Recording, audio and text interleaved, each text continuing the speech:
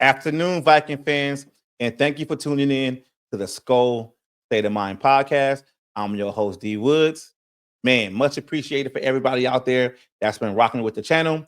So if you've been following me on social media, and you've been following this channel in the latest videos, you probably saw me doing a couple of crossovers here and there, doing a couple of lives, but I never really broke down, on a solo video of the Vikings Lions preview.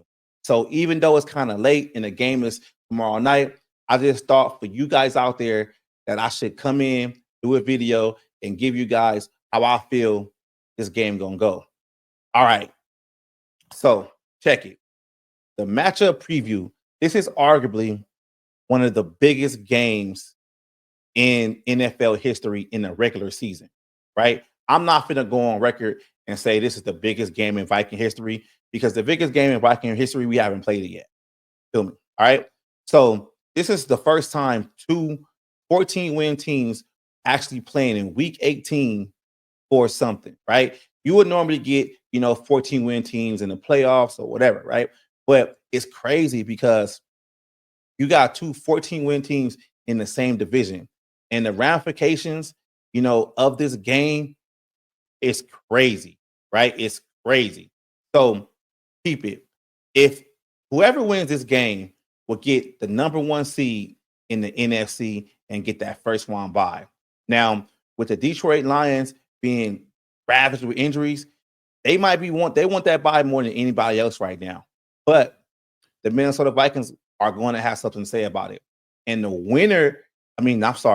loser of this game will drop to the 5 seed and have to start their playoff on the road, which is crazy. Some, people have a problem out there basically saying like, how come a 14-win team or team with a better record has to go on the road? Well, that's how the NFL has structured, the way the playoffs is. I necessarily don't have a problem with it, because I feel like if you win your division, you should actually get something for it, regardless of how you win your division. I mean, it's been multiple times where we have a team with a losing record basically win a division and still get a playoff, host a playoff game. And I just want to ask people to say this, like, when that does happen, majority of the time that teams lose. You feel me? They lose because they're not that good and you just move on. But if your team is actually built for that playoff grind, it really shouldn't matter where how you start your playoffs. If you started on the road or you started at home, if you're ready to win that Super Bowl, you're going to have to play against good teams. And I understand, that the playoff atmosphere is a whole lot, more intense, and you want to kind of have a couple of whole games, but it is what it is. So let's move into it. The injury report. Now, the Detroit Lions got way too many injuries for us to talk about right now, for real. But I do think their linebacker, Anzalone, might play. I think he's going to be like a game time decision or whatever. And I'm not sure how effective he's going to be when he plays, but he does make a difference. But as for our Minnesota Vikings, we have a player out in Pat Jones II. He will be missed, but just like, the mentality, next guy up, with Pat Jones being sidelined, it's going to give Dallas Turner way more opportunity. And that's pretty much all the injury report, because this is football, right? This week 18, all teams are playing with nagging injury. So it is what it is. All right. Offensive strategy, right? This is something, in depth I really wanted to talk about. Wasn't able to talk about this a lot doing the lives and the crossover. Now, I respect the Detroit Lions offense. I like how they run the ball. I like how they, they have the intermediate stuff. I like the way they can go over the top. Ben Johnson has made himself become one of the best play callers and offensive minds in the NFL right now.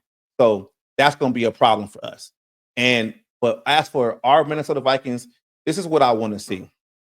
I want to see the Vikings come out there and basically, put the pedal to the metal. You get what I'm saying? Like, I want to see them be highly aggressive. And I feel they can't be, so predictable in this game. You're playing against a defense that's been ravaged with injuries. Have to find ways to basically exploit them and take advantage of them. Go down the field, get the intermediate routes, especially get the run game going. I think the run game is really important because I think the run game will set up a lot of things this game because a lot of people don't necessarily fear our run like that. They fear Justin Jefferson, Jordan Addison, TJ Hockenson. They fear that. But I feel like if you can consistently get that running game and make it a threat in this game, it might be able to open everything else up. Just think about that. If Aaron Jones is out there averaging, 5 yards a carry or whatever, that's going to make a defense have to respect that. And when they have to respect that, they're going to have to shift some of the focus somewhere else. You feel me? So by shifting the focus somewhere else, I feel like they're going to do what they're going to do, Justin Jefferson. And just to talk about Jefferson, he has been the Lions killer for the past couple of years. Over 100 yards, but we still lost. We haven't beat these guys, in the last 4 tries. So we really got to dial something up to actually beat these guys. I think TJ could be a big determining factor in this game offensively. And so one thing too with the offense that has to be said is our offense of line has to do their job. And when I'm saying they got to do their job is like they got to be able to give Sam Darnold good pockets. We've seen the past couple of games a lot of, defensive linemen getting a lot of push, in the interior, and Darnold's been able to wiggle his room and, still get the ball downfield. We got to continue to do that. That's a must. So let's talk about our defense, right? It's crazy because Brian Flores has never beat Ben Johnson, right? That's not a big narrative to me because I just feel like, you can make a narrative out of anything nowadays. It's not a big deal. The Lions are a good team, and it just so happens that, Brian Flores is our defensive coordinator, so he's lost. It is what it is. We're not going to make too much of it. But just like I said earlier, Ben Johnson has basically made himself one of the top offensive minds in the NFL right now.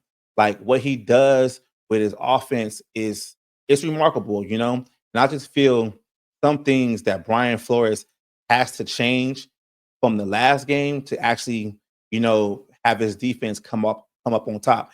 Even though the Lions gave up, some turnovers, the last game we played, we can't rely solely on turnovers to turn the game around.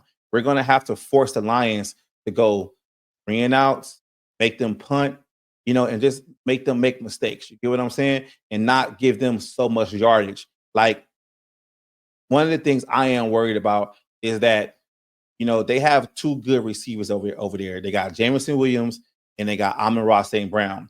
The thing I'm worried about is if Ben Johnson is able to motion these guys around and basically get one-on-ones with our older, corners. Like as of right now, I'm not worried about Brian Murphy Jr. Brian Murphy II. Sorry.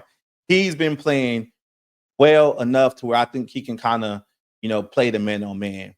But I worry about Shaq Griffin and I worry about Stephon Gilmore. They're still able to make plays, but you can see their play is not their play when it was when they was in the prime of their career. No slide, but that's just something I worry about. And you guys already know, middle of the field. I feel like Flores has to figure something out where that middle of the field is not as open and exposed as it was the last game we played, because it feels like when teams want to get their bread and butter, they middle of the field, they get it. The one thing we have to, put in this narrative is the fact that the last game, Blake Cashman did not play. So he's our best linebacker, and hopefully he can change some things and make sure the middle of the field is not as exposed like it was before. All right. So key players to watch. Now, I actually broke this down into 2 sections. I got my key players to watch, players I think basically going to have a good game. I got 1 on defense, 1 on offense. Then I got my X factors, right? X factors are basically players that, people don't really talk about, just come out of nowhere. So for my players to watch on offense, it is going to be TJ Hockenson. All right. Why TJ Hockenson? Okay. TJ Hockenson, quote unquote, is in a down year right now when you look at his stats, whatever. He's coming off the MCL, ACL injury from last year that he suffered against these Lions. This is the first time he's playing against these Lions since that game. He was scheduled to play the first game, but they held him out. Then they held him out against the Rams, and then he played the game after that. Now, with all the attention that Jefferson and Addison is going to get, just like I said before, if they can get Aaron Jones going, people are going to forget about TJ Hockenson. Like, I'm not going to call this a revenge game. I'm not going to do that. But I feel this is going to be the game TJ is going to have where he says, look, I'm still here. I'm still a top 5 tight end in this league, and you guys need to be checking for me. I think TJ will finish with over 100 yards and 2 touchdowns. Hopefully. I really need him to get a touchdown because he hasn't had no touchdowns this season. So check it. If you're a betting man, take it to the bank. TJ Hockenson's over 100 yards, 2 touchdowns. All right. Player to watch on defense.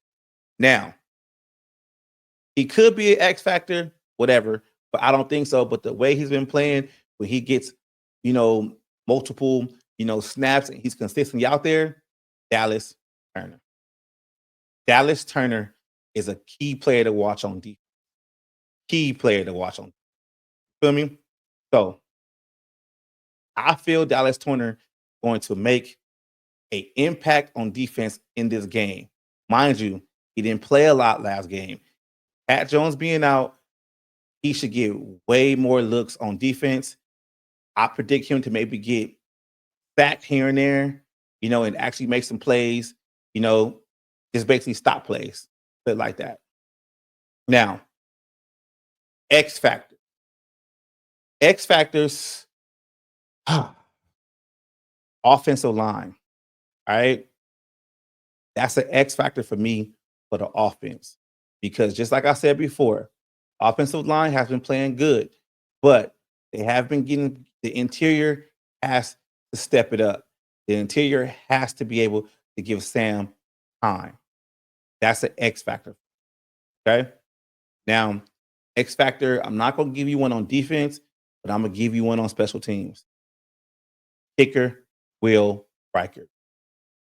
If he can come out there, hit every field goal he attempts, it is going to make a difference. Trust me, it is going to make a big difference in this game. All right. So that's my X factor. Now, my score prediction, this is how we're going to go with the score prediction. Some people don't like it. It is what it is. 27-13 Minnesota Vikings. All right. I think the Vikings are going to come out here to play. They are just going to do what they got to do. The Detroit offense is great, but I really feel if the Minnesota Vikings can get up, get the score up, maybe, 2 scores, I feel that the Lions might in turn think, hey, we need to be healthy for the playoffs. Let's dial it back. That's just how I'm thinking. All right. Might not happen. That's just my weird, prediction. But that's all I got for y'all. And just like I said before, if you seeing this channel for the first time, please subscribe to the channel, like the video, hit the notification bell. It's much appreciated. I've been seeing my views do a whole lot better. So I really feel like I have to be more consistent because I got way more, eyes on this channel than I ever had before. And it's much appreciated. I'm not sure if I am going to be going live during the game. I think I'm just sitting back, but I am going to do something, with the Detroit Lions, fans after the game. And I am going to drop my own independent video, how I feel. Let's just hope our Vikings can win by any means necessary and basically, get that number 1 seed, because that number 1 seed is really important. And I think if they get that number 1 seed and get that first round bye, they only got to win 2 games to get the Super Bowl. That's it. It ain't going to be easy, but it's a whole lot better than starting your shit on the road. So Y'all know how I end it. SKOL, baby.